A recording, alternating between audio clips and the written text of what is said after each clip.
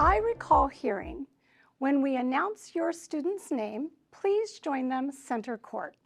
Taylor Short. I embraced my daughter with such pride as I listened to the accolades of her senior year basketball efforts. And then I was overwhelmed with regret.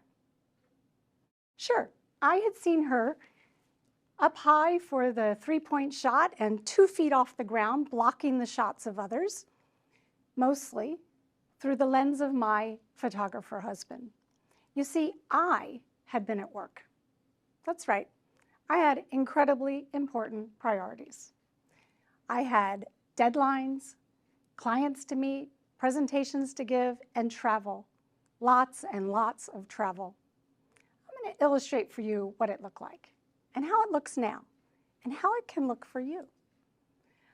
I visualize a bar, not that kind of bar, a bar that holds all of my competing priorities, such as a triangle, to represent my meetings, many, many meetings, some that I facilitate, some where I participate, and a circle to represent presentations, both internally and external ones, a trapezoid for my team, and all of the needs of my direct reports.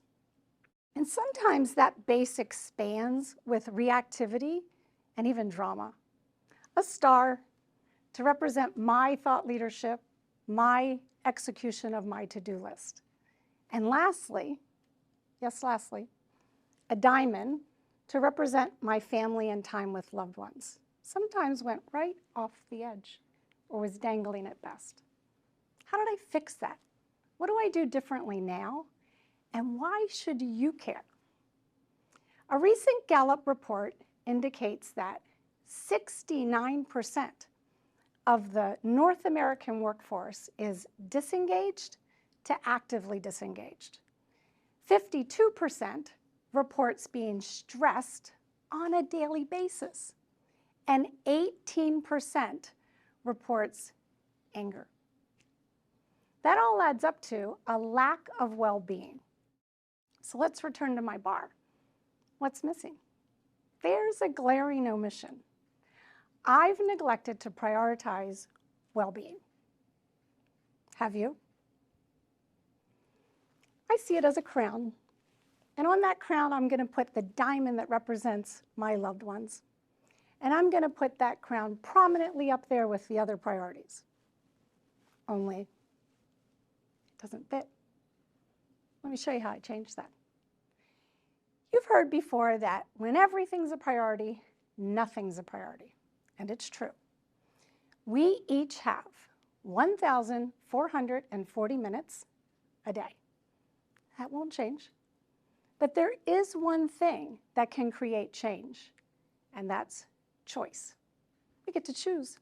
We get to choose how we arrange those 1,440 minutes, and how and where and when we align our energy.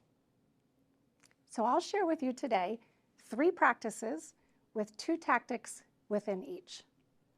The first practice is choice. Actively choosing to prioritize and delegate. When I say prioritize, I mean intentionally asking myself some probing questions, such as, what's my desired outcome? Who needs to be involved? What subsequent actions might I anticipate? And maybe does this priority benefit from reframing? So let's go back to my triangle of many, many meetings. Some meetings beget more meetings because of their inefficiency. So first I prioritize by asking, what's my desired outcome? Who needs to be involved? Do I? And how often? And would this meeting perhaps benefit from combining with another meeting? And to delegate, I would ask, who might benefit from participating in this meeting on my behalf? Or who already participates that could represent me? The combination of prioritizing and delegating, maybe a little reframing, enables me to reduce the number of meetings and this triangle. Second practice, calendaring. We all live by our calendars, am I right? Show of hands. live by our calendars? Exactly, all of us live by our calendars. So let's be great at managing them instead of the other way around. So 2 tactics for calendaring, and that's the creation of habits and some reflection time. The Power of Habits and Atomic Habits are 2 fantastic books that can fill you with the knowledge of how and why habits work. But you already know they work. In the morning when you brush your teeth, and then in the evening when you brush your teeth, you've created a habit that ensures great dental hygiene. In the morning, if you apply your deodorant before you dress, you've created a habit that enables you to smell fresh all day. So let's create some habits on our calendar. Back to my circle of presentations.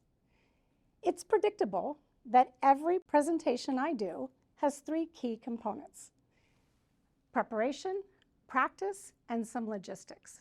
And so I slice it up like that, and I calendar those 3 activities. I do that every time I have a presentation, thereby creating a habit. We can create a habit out of anything that's predictable, and we can make more things predictable. For example, I desire to eat lunch every day. I hope you do too. And I desire to take a walk for 20 minutes. And so I habit stack those 2 things. 10 minutes for lunch, 20 minutes to walk, and I put 30 minutes on my calendar. You could habit stack that teeth brushing I was just talking about. When you brush in the morning, you could set an intention for the day. And when you brush in the evening, you could contemplate or reflect upon that for which you're grateful. Back to my bar and the trapezoid that represents my team. I know that I can reduce any reactivity, any drama, with better communication and accountability. How? By creating effective one-on-one meetings and making that a habit. So in those meetings, I empower my team to own their actions, and I commit to cascading information and setting clear expectations. Second tactic, reflection. I build reflection into key parts of my day, every day. Doing so provides me with positive reinforcement for what's working well, how I'm tracking so far, and what I might need to adjust. I think of this as my personal high five time, and I'm apt to habit stack that. Right before I eat lunch, at the end of the day after the last call, I routinely reflect upon what I'm most proud of, what I'm grateful for. Third practice, be the fulcrum. That's right, you can be the fulcrum. When my kids were in high school, I felt that others were routinely putting things on my priority bar. And I saw myself as teetering, constantly reacting to the expectations of others. And now, I own what's on the bar. I put the things there, and I choose where my energy goes. I choose to prioritize that well-being and time with my loved ones, the well-being practices that fill me up, such as hiking and meditation and yoga. There are two key tactics to being the fulcrum, and those are centering and doing things fast. I'll explain. I began by clarifying that I have choices for all that I perceive requires my attention. And my choices are driven by my energy. My energy benefits from centering.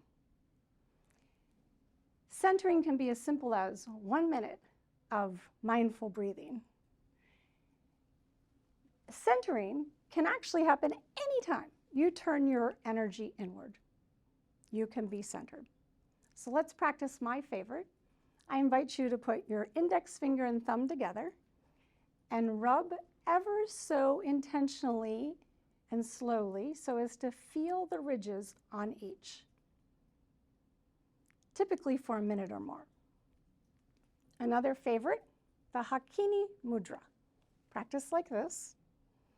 I couple this mudra, which is known for focus and memory boosting, with a couple of minutes of mindful breathing and the setting of an intention. I will achieve my desired outcome. I do that before a meeting and a presentation. Now that I'm centered, I move myself to that which I desire to accomplish, that I've prioritized, that I've calendared. So for example, a one-on-one meeting with one of my direct reports. Now that I'm centered, I commit to being fast, which is F for focused, A for aligned, and ST for single task. So I'm in that meeting and I acknowledge at least one desired outcome as my point of focus. For alignment, I might create a couple of key objectives tied to that outcome. And I might desire to align with the needs of an individual I'm meeting with. I know I can do that by asking clarifying, probing questions. And then I single task. I do that one thing with all of my energy and attention, no distractions. Doing so enables me to be more effective and more efficient. I have some bad news. Current neuroscience indicates that only 3% of the human population can effectively multitask. So after mourning the loss of this imaginary skill, I now put all of my energy into being a master single tasker. And so can you. Let's review. I've shared 3 practices with 2 tactics under each that create the space for me to prioritize well-being. They are choice, actively choosing to prioritize and to delegate. Perhaps even saying no and thereby delegating my energy elsewhere. Second, calendaring. Intentionally choosing to build habits and some habit stacking and some reflection time into my calendar. And the third, be the fulcrum in 2 key ways. Be centered and do things fast, focused, aligned, and single task. Collectively, we can create the space for more well-being. We can create a life of joy, one of ease, one in which we thrive. Thank you.